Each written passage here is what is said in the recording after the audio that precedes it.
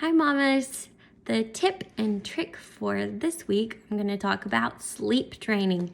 It is so important. I so encourage you to sleep train.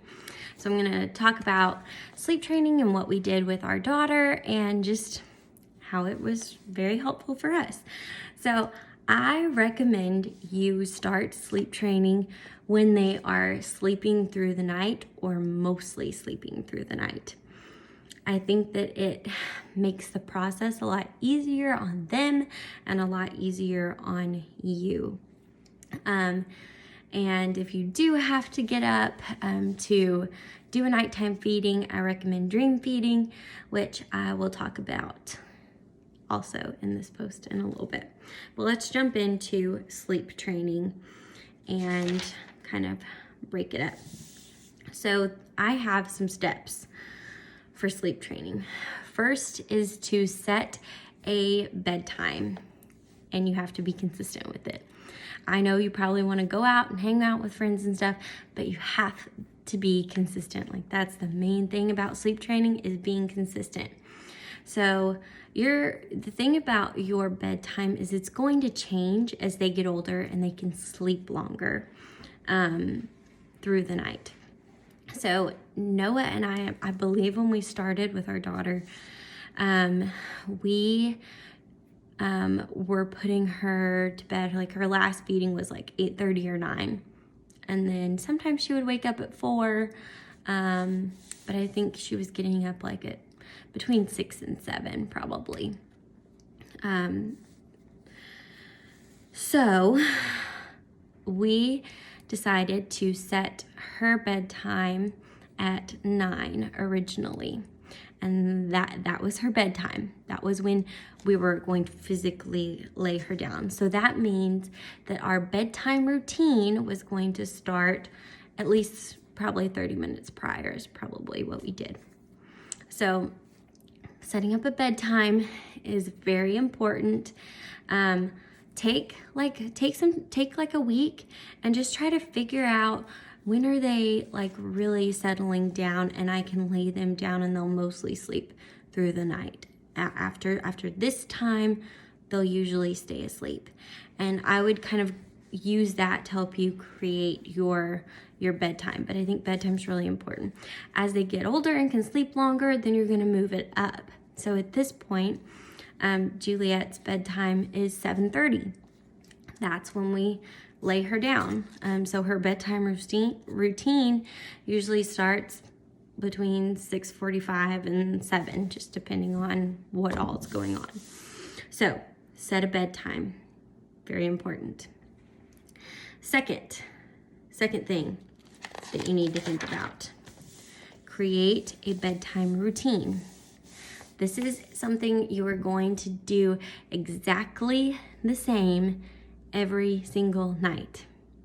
So I'm going to go into what our bedtime routine with her was and still is, and just why this is so important. So this is very important because you want that consistency so that they learn what's coming next. You want them to have that security of knowing, okay, after my mom feeds me, we're going to go get a bath. After my bath, they're going to put me in my pajamas. After I'm in my pajamas, they're going to swaddle me. After I'm swaddled, they're going to read to me. It helps having that consistency and having a bedtime routine where you do the exact same thing is going to help your baby settle down. It's going to help them be calmer because they're going to know exactly what to expect next. And it takes time for them to get to that point, but once you've done the same thing over and over every single night, it just gives them a peace and a security, and they know what to expect. So here's what our bedtime routine looks like. Last feeding, okay, so their last bottle or your last time to nurse them. After that, we would give her a bath. Now, I know that you don't have to bathe your baby every single day. And so we didn't give her a bath every single day, but we put her in the tub every single night. We just didn't always wash her was our thing. So we might wash her one night, and then like for a couple of nights she just gets to play in the water and gets to chew on the head of her rubber ducky. She loved her rubber ducky. She still loves rubber duckies. But we did the same thing. You may not want to do that. It's totally up to you. So we would have bath time or water play. And so on the nights when we weren't washing her hair and washing her body, she was just in the water, and she just got to kind of kick and splash and have fun. After her bath, we'd get her out, put her in her pajamas. We swaddled. You may not swaddle. We swaddled. So I would put her in her pajamas, swaddle her, give her a passy. You may not do passies. That's okay. We would give her a passy, and then we would sit in the rocking chair and we would read her a couple books. More like a handful of books, because we really like to read to her, and she really likes books. And so we would read to her several books. After reading the books, we'd say, okay, it's bedtime now. Turn out the light, and I would rock her. And while I was rocking, I would hum a couple of songs. Once I'm done humming, then I just take her, no talking. I may still be humming. I usually hum until the door is closed. So I usually am still humming, lay her down in her crib, leave the room, close the door. That was our bedtime routine. And we did the same thing every single night. We still do the same thing every night, except now we have night-night prayer, where we say our night-night prayers after we read, and then I turn out the light. And right now she's still letting me rock her. I know, she's almost a year and a half.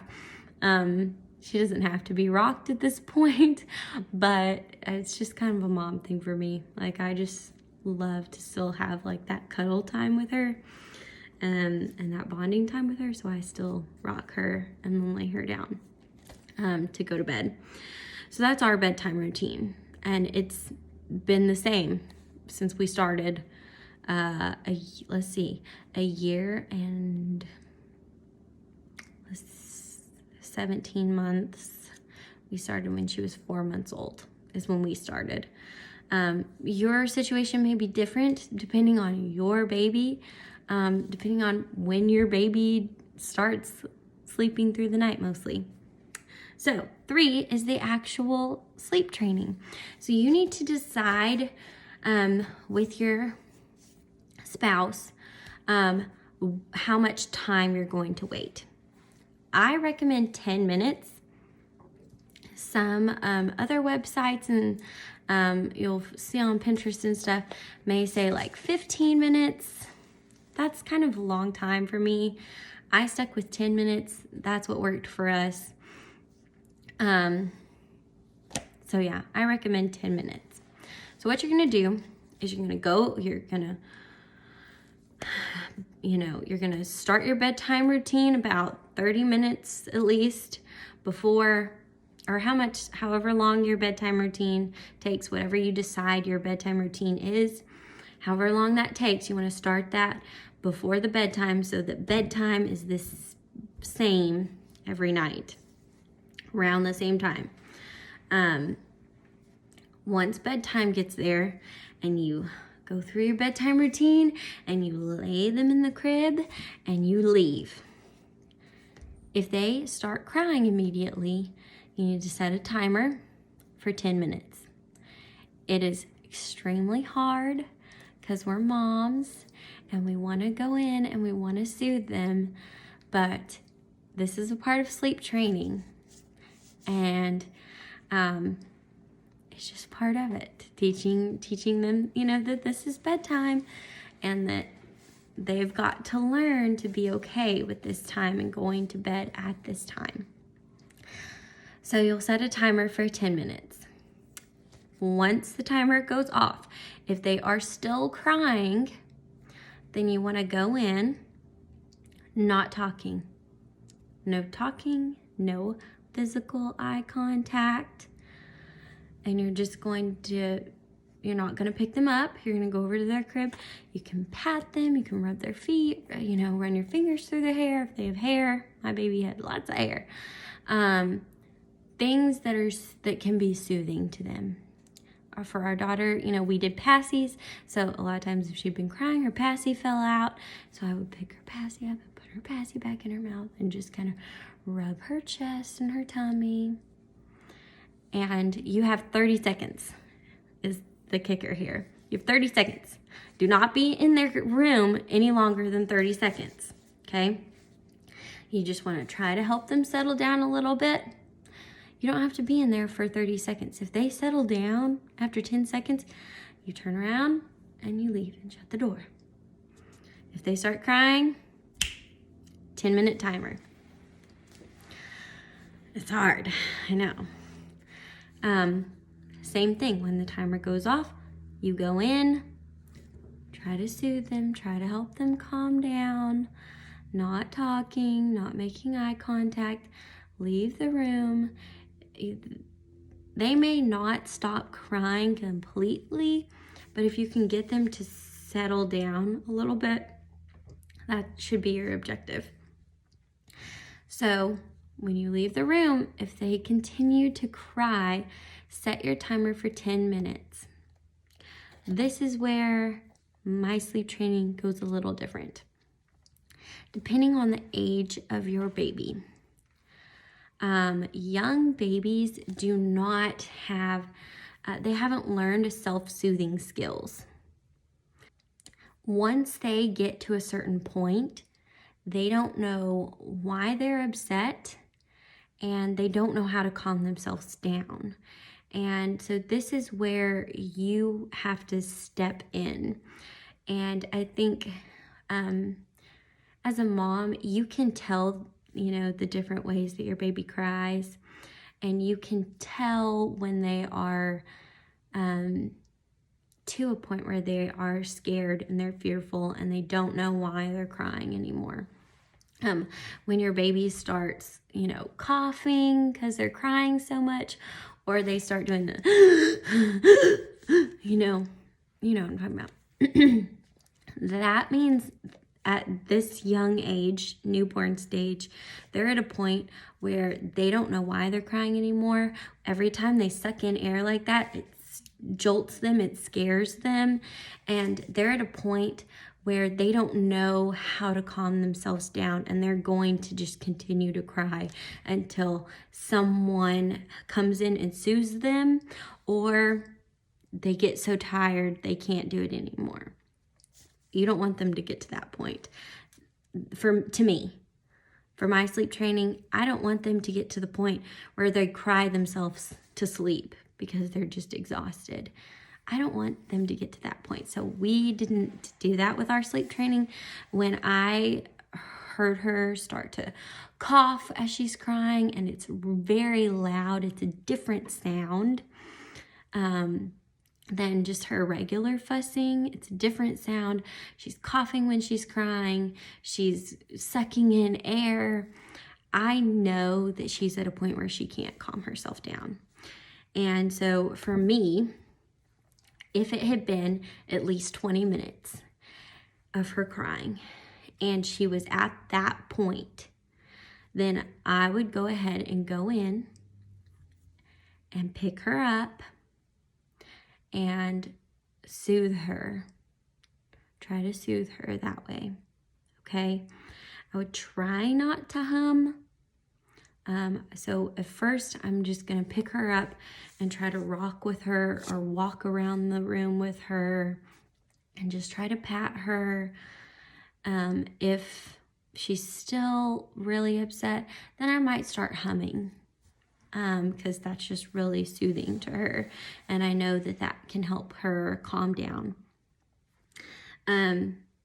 If they're just fussing and they're not sucking in air, they're not coughing, they're just continuing to fuss, go ahead and wait till the 30-minute mark, okay? Until your 10-minute timer goes off and it's the 30-minute mark. And then I say at the 30 to 45-minute mark is when you, if they're still crying, you want to go ahead and go in and pick them up and soothe them. That way. Once they're soothed, I would continue to soothe her until she wasn't anymore. Which that can take some time, but I would stay in there with her and I would rock her, hum to her until she calmed down completely. Her breathing is more normal. She's not fussing. She's not crying anymore. She's not sucking in air. She's very calm. And then I would lay her down. If when you do that, this is where sleep training is rough. It's rough the first, at least the first week. Because it's new to them and it's new to you and it's rough. Especially after they get to that point. But after they get to that point and you've calmed them down, you lay them back down. If they start crying again, set your 10-minute timer and do it all over again. And it's really just about being consistent. It's hard, but I promise you it will pay off. But anyway, if you have any questions about sleep training, about bedtime routines, about what time should I put my child to bed, message me, comment below. You can email me. I would absolutely love to answer your questions and help you in any way that I can. And once again, this is what worked for me. It may not work for you, but I really believe in sleep training and I think that you can do it and it will be a benefit to you and to your baby. So anyway, I love you guys. Check out my video next week. I'll have more tips and tricks. Bye.